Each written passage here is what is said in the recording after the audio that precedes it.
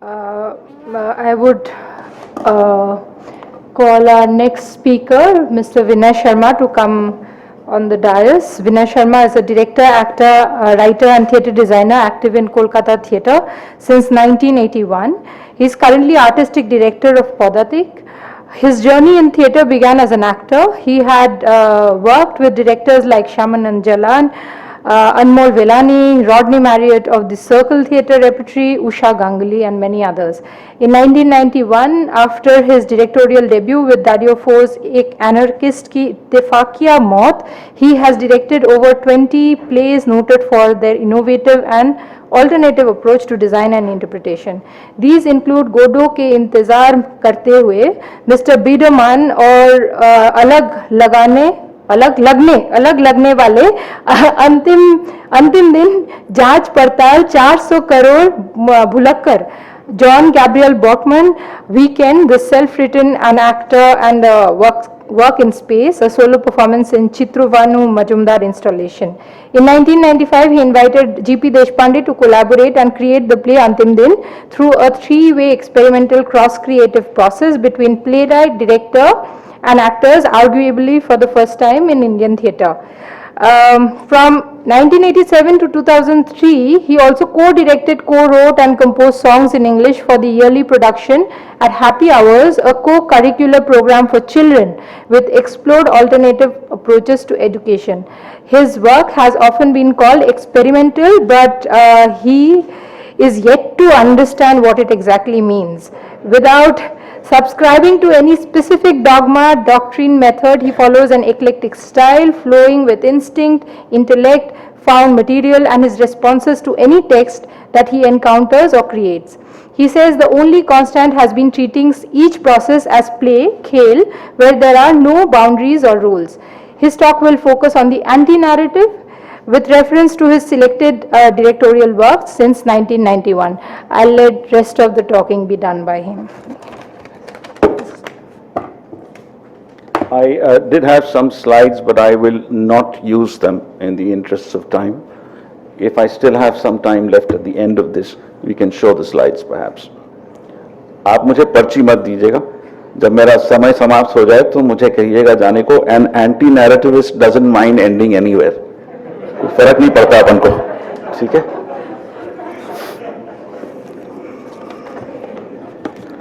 So, first of all, thank you to the Trust and to Ashutosh and everybody involved. It's been wonderful so far, and I hope I can carry that on, though I have serious doubts.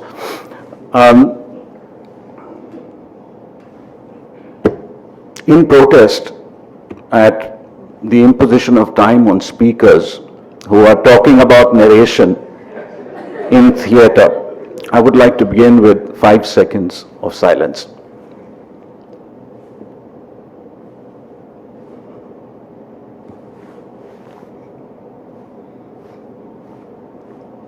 There, now I can claim to be a part of political theatre because I protested.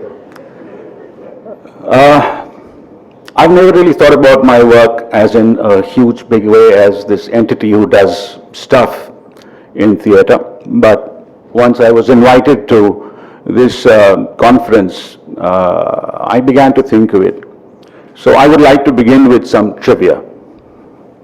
When I was 5 or 6 years old, back in the 60s sometime, I was made to act. I chose to act, I suppose. I was made to perform in the school concert. And they put me in the chorus line. And they put a black skull cap on my head with a pigtail. And they put a pink kite in my hand, a Chinese kite of sorts with a longer tail. And they made me wave it from side to side and sing Pekin, marketplace in old Pekin, something like that. I think that was my first encounter with the stereotype, the concept of the stereotype. And that is of some importance in this narration in theatre that I am in the middle of, or at the beginning of, or whichever you choose. I realized then that the stereotype was all around us as I went on after that. A few years later, I was again in some school concert, and this time I was quite confident of being a good actor already. That was about 3-4 years later. I was still quite young, I suppose. And there were auditions, believe you not, or yes. And in the auditions, some other actor was given the lead role, which I was quite craving for in that play. And I couldn't believe it, because I knew he was a bad actor, and I knew I was good. So that led me to another great realization, which has stood me in good stead. You should not always trust the judgment of the director. And it's something which I apply quite assiduously, quite constantly to my own work in the theatre. I don't always trust in my own judgment, which shouldn't sound as bad as I'm making it sound. I mean, I'm okay, I'm not all that bad. Now, before I go on with this, talking of narrative and narration, you've just heard Sharmistha say, Vinay Sharma, 1981 theatre, this, that, again, beginning. But it occurred to me as I was sitting there that if I were, Donald Trump, say, in that case, I think I would say that I began my journey in theatre in the 1960s, and that in fact, I could count as my contemporaries all the theatre stalwarts of Indian theatre. I was on stage at 5 years of age, but so what?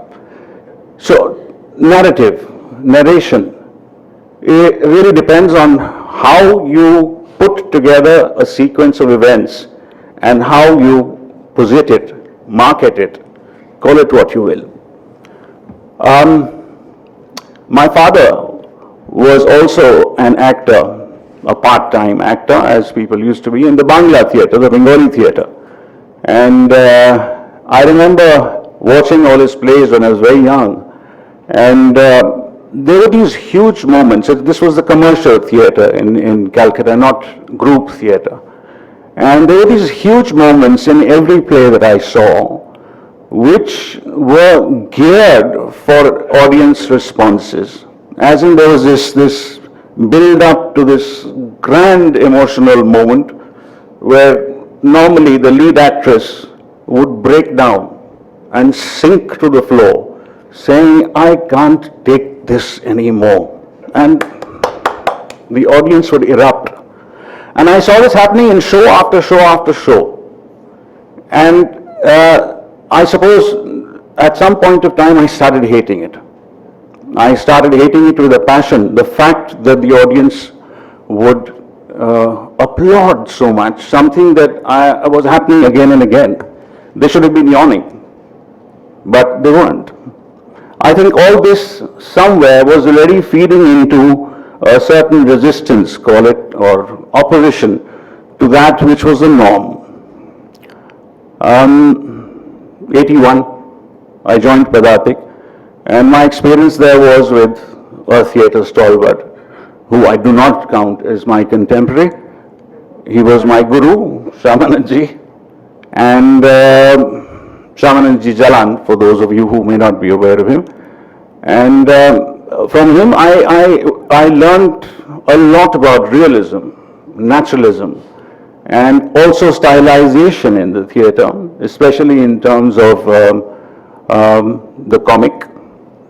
But as I went on, and as often happens, you also start going against your teacher or your guru, and you start finding a road which perhaps he is not traveled either, because his plays were actually all about a beginning, a middle, and an end, which was fine with me, because it's not as if I set out to say that I want to do stuff which does not have a beginning or middle or end. It's just that I always felt that no matter what I am doing, I am telling a story.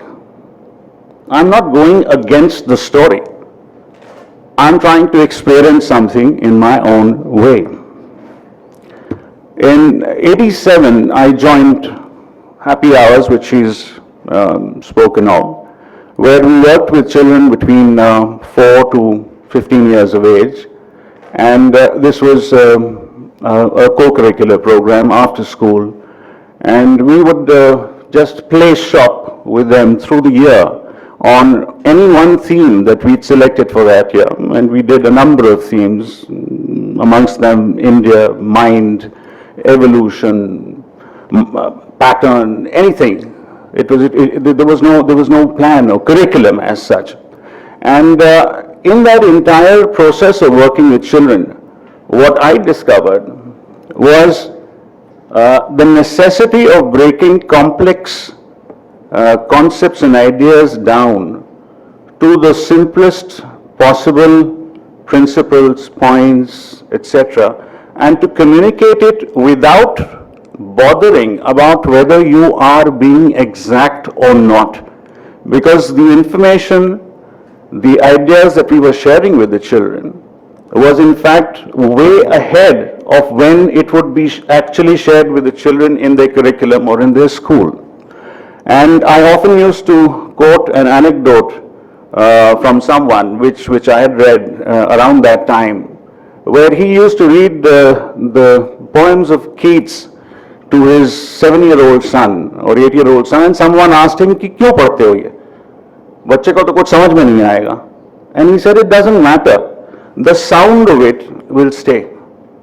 And somewhere or the other, when he goes back to it, he will understand that much more from the inside rather than from the outside.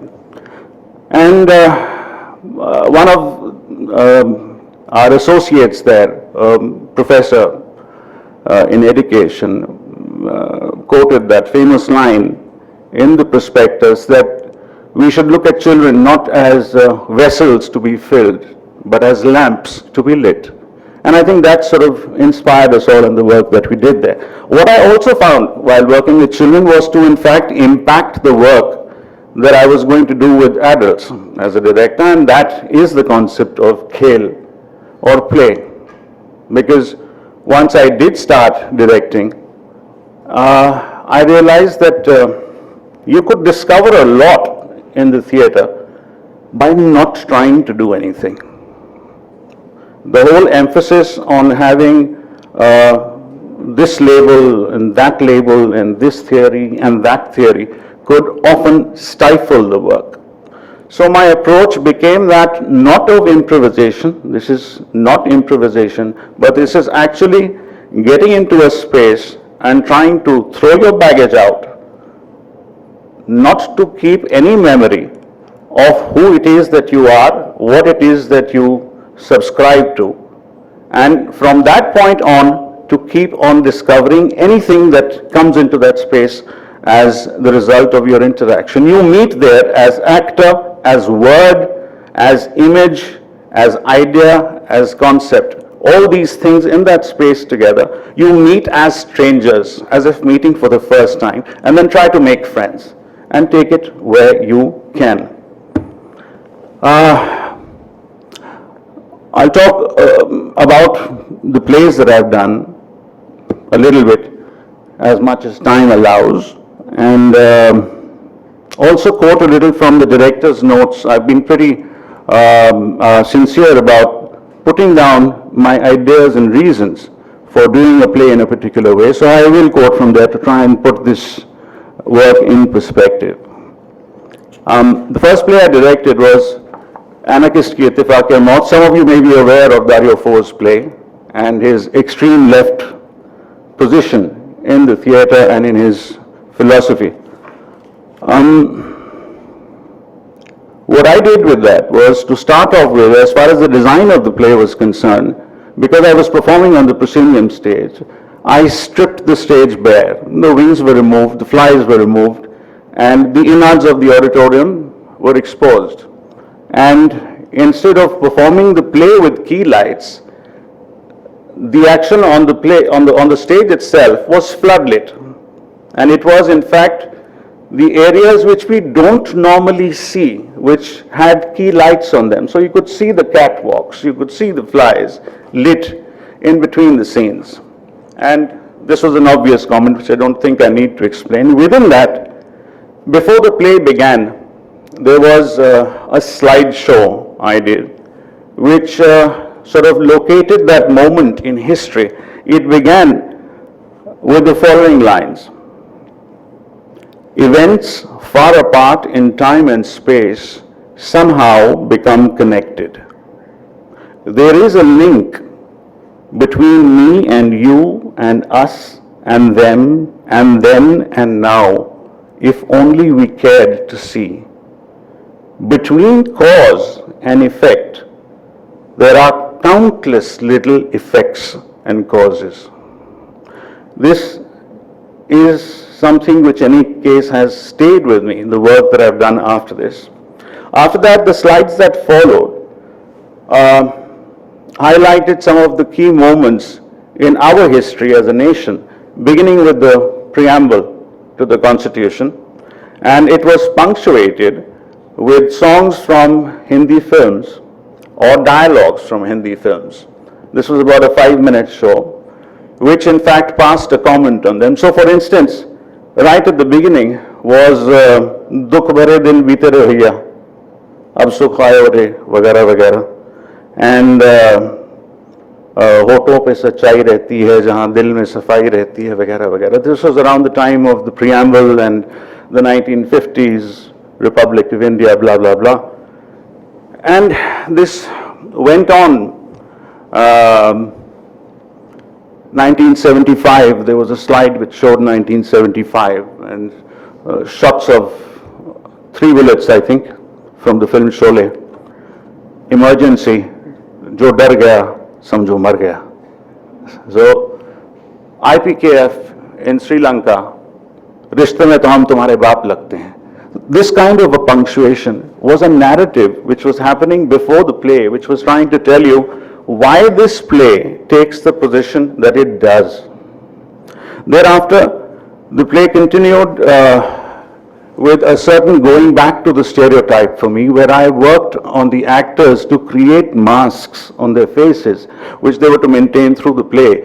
These were stereotypical masks, which actually moved me towards a certain cartoonization of the entire action on the play.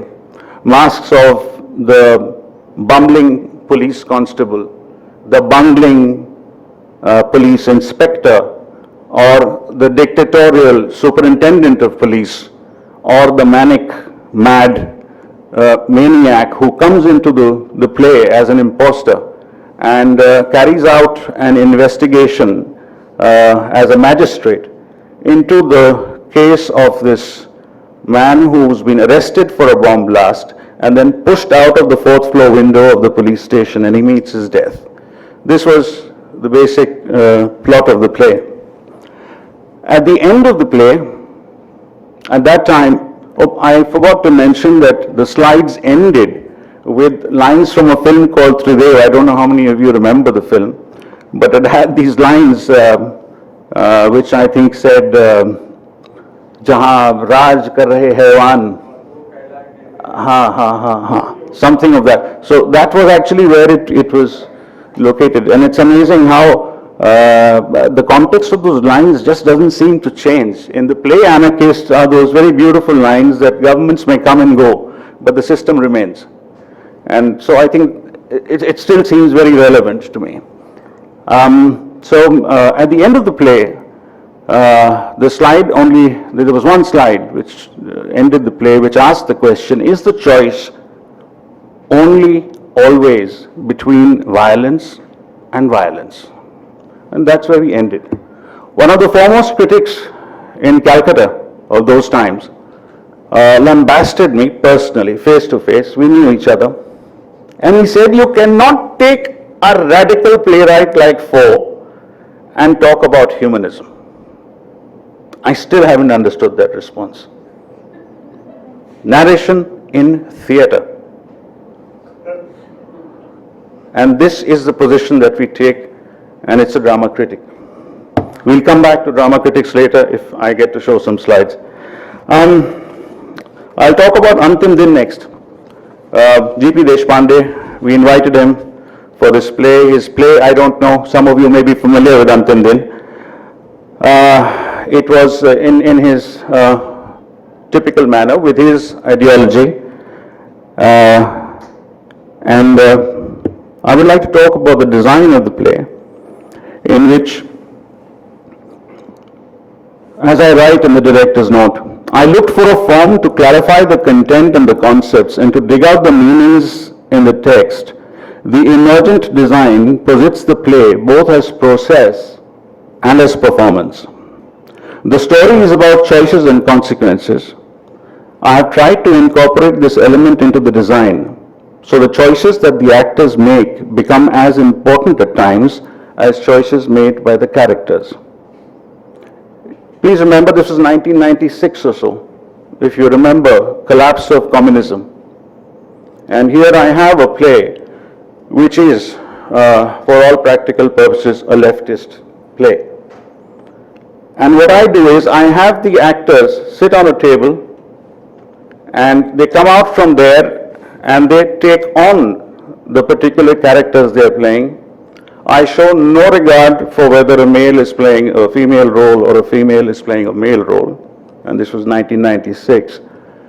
And they have these particular props that they use to identify themselves as characters, spectacles, a cap, a bangle, whatever. They move around in a circle at the end of anywhere that I decide is a particular ending of a scene, and they throw their props into a circle as if उन्होंने उसे समर्पित कर दिया कहीं. Then they circle it again, and whoever grabs a prop first becomes that character. And so they keep on interchanging roles as they go along. Stage directions in the play were read out.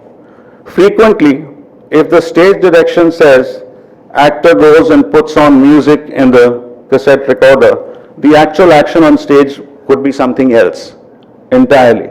And this went on through the play. By the end of it, we were also repeating certain scenes in 3 or 4 versions to again show what would happen if there was a different choice of playing. GPD, and he loved me a lot, I loved him a lot, but we had this amazing interaction where he told me after the play that, again, a critic friend of his in Calcutta had told him that Vinay play ko samjha nahi hai. And GPD famously told him the problem is that वो play को समझ गया है, लेकिन उसके बाद भी उसने ये सब किया है, totally against the text of the play. And he told me that I am never going to allow a postmodernist interpretation of my plays ever again. That was a lovely conversation that I had with him. Nirmal Verma's Weekend is a story about this woman who is talking about her relationship with a man and his child. She's having lots of doubts in a relationship which he shares during the course of what I can only call a memory play. In this play, a strange incident happened with me. After I had sort of made up my mind that I would be using something called, what I called, an intrusionary text of my own in the play to break the action in the play, because it was 11 pages of closely written script and I just did not want to perform it as a monologue with one actor on stage giving the performance of her life. The very thought disturbed me. So I broke into the text with my own lines which ruminated about performance and acting. And at the beginning of the play itself, it said, yes, we are about to begin. But can we begin? This play has been done so often. Do we begin it, or are we going to continue it? And this was not just about the text, really. It was about a lot many things, and it has consonances with so many actions and so many events in our own histories, individually as well as a country and as the world. Because time after time, we play the same play again and we think we are beginning it and it's going to have a middle and it's going to have an ending. But in fact what we're doing is we're continuing it without having located ourselves in that moment in history. and therefore we think we are about to do this, and we repeat the same mistakes, therefore, again and again. In this play, the actor was given a mask of her own face. There were two other actors who were introduced into the monologue, who were also given masks, and the three moved around within the set through the entire length of the play. What was the set? One day at Padatik, on the day after Saraswati Puja, I walked into the grounds outside, and suddenly I found that the puja was being dismantled, and there were these frames that they were using for it, and I don't know why, without thought, without any reason, said this is the set for the play. And there were these three frames which were hinged. I don't have the slides, so I can't show you. They were hinged like this. There were three such frames, which I picked up out of there, and I made them the sets of the play, and the entire action, in fact, consisted of going in and out of different arrangements and configurations of these frames. And the actor was asked to take all emotion out of her voice and to perform in a flat voice, but with intensity and energy. My lines from the director's note: the play was blocked at random. Lines were broken into different configurations, not necessarily pausing at the stops of the original text. The actors were asked to disregard characterization in the conventional sense. Though several aspects of character were discussed very early on, this was only to help the actors discard them. I wanted to get on with other ideas, the ideas being to see if a text can be performed in the manner of a function rather than enacted. The performance I prescribed to them was to be like a set of prescribed actions, a workout or a floor exercise, to discover whether this made the text emerge on its own without the coloration of any interpretation, to express emotion and feeling mainly through a subterranean soundtrack. Intermediate positions and postures and gestures of the actor, and of course the intrusionary text which tries to disturb the original text, to split open the territory of the unutterable. In every text that we take, when we think we've understood the text, doesn't it happen to all of us in the theatre that 1 month later or 1 year later, you're doing the same performance after some time maybe, and you suddenly find something else which you've not uttered so far? It's such a simple, it's a normal experience for all of us. Where is that when we are discovering the play? It's very much there. Even after all the exercises we go through, all our attempts at trying to discover, uncover, the unutterable is always going to be there. And that is what I try and open up the entire process to in any play that I do, because I feel that if we are aware of that when we are performing, in that case with every performance, we open ourselves to that discovery rather than being bound within the set frame of the performance. Unless you take out everything and you say the text is paramount and we are only going to perform the function of performance, as I tried in Weekend. Subsequently, I did a play which I wrote myself called Ho Sakta Hai Do Aadmi Do Kursiyan, which had nothing else except 2 chairs and 2 actors, as the name suggests, and it had no connections between the scenes. It started off with the 2 actors sitting and talking about the fact that there are only 7 जुड़वा situation है बस, इसके अलावा कुछ हो ही नहीं सकता है, and they try to discover something new that they can do, and there is nothing new that they discover. By the end they suggest several absurd alternatives, जैसे कि ये आदमी अपने कुर्सी को पार्क में वॉक के लिए ले जाता है. They say no, this doesn't work. They suggest other absurd alternatives, and finally they come across the fact कि 2 कुर्सियां बचपन में किसी मेले में एक दूसरे से बिछड़ जाती हैं और जिंदगी भर एक दूसरे को ढूंढती रहती हैं. So, which is one of the most cliched plots that they can ever be, and they decide to perform it. And there is a set of different monologues that happen, which are apparently unconnected, but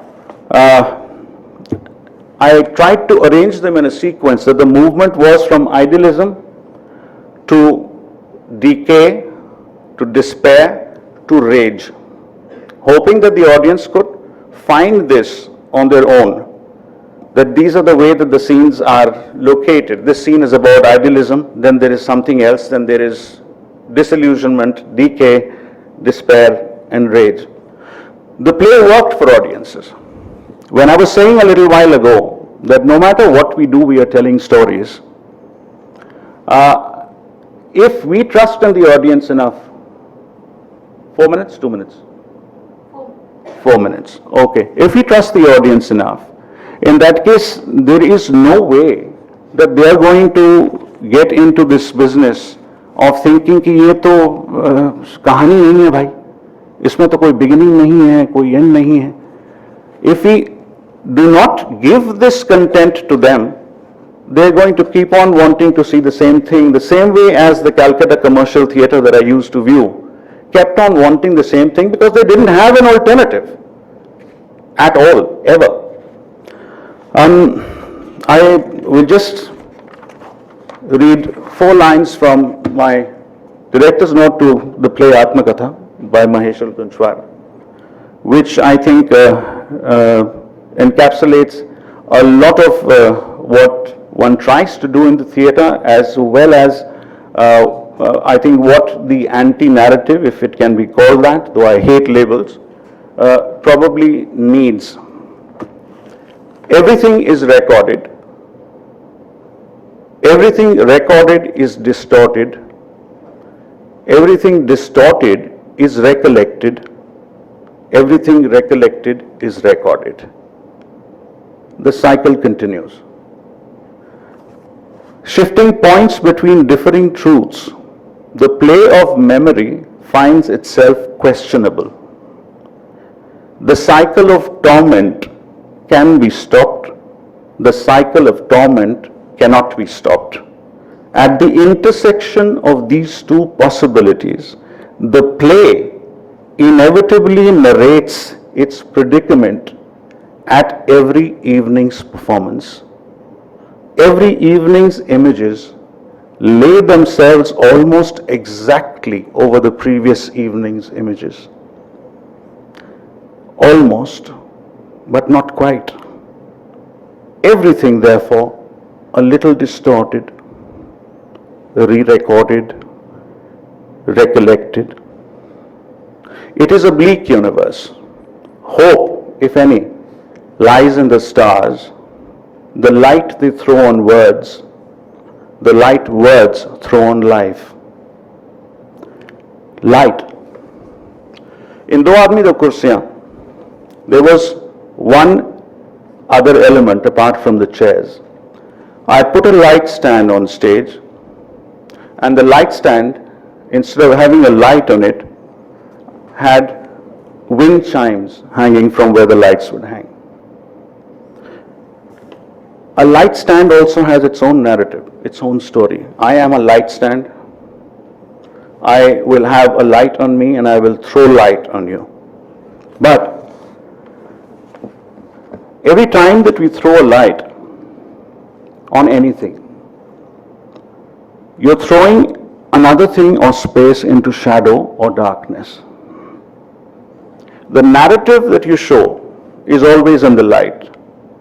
But the anti-narrativist approach helps you to view and consider and think about that which is hidden in the shadows.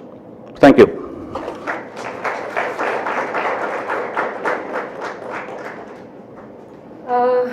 Before I open the session for the audience, there is something I would like to share. A takeaway from this conference so far that the speakers, what they have been talking about. I I think something Shaili spoke about in her the last segment of her talk, that she was trying to say how traditional understanding of narration means that you have a narrator on stage telling you something, and I think already through the presentation since morning we have kind of moved away from that. To me, I know there are a number of people who do not like theories at all, and I happen to come from that kind of a background. I am an academic research scholar also, so I can't help but think all the conversations and presentations that I've heard so far in terms of a concept that we have in performance theory, which is called the communitas. Now, the communitas is supposed to be a temporary community, right? A temporary community which is formed through a performance. To me, it seems like from the presentations of all the speakers so far in the morning, there were presentations about folklore and how experimentations are being done through performances to create a kind of negotiation or conversation with the audience members. The second presentation, which Ramu very evocatively put forward to us, was about how, for example, he gave the example of Tilak and how Tilak used performances to kind of create a discourse which carried forward historical truth, as it were. Right, it had a political intent of some kind. So narration was used as a theatrical trope of some kind. In the presentations that we had so far, be it Mr. Atul Pethe's presentation where he spoke about narration as a theatrical trope with a political intent. He was very clear that there is a political intent to it. In Shaili's presentation, I felt that she was the most clear about her audience, and she was constantly thinking as a director how to sketch her entire gamut of things she's working with in order to create that communitas, as it was. So narration really worked for her. For her it was very important. She used different theatrical tropes in order to tell that story. For an audience, she had pre-decided which that audience is going to be. And finally, a very beautiful, I would say, ending of all those presentations was Mr. Vinay Sharma's presentation, which talks about the fluidity of this theatrical trope, which is narration, which could be anything. He says, he uses the term khel, play. So you play around with it, you play with anything, and you create that theatrical trope which has been called narration today, and then you create this world of a communitas. So having said that, I would like to open this a conversation for the audience, and I would also like the speakers to come on the dais here. So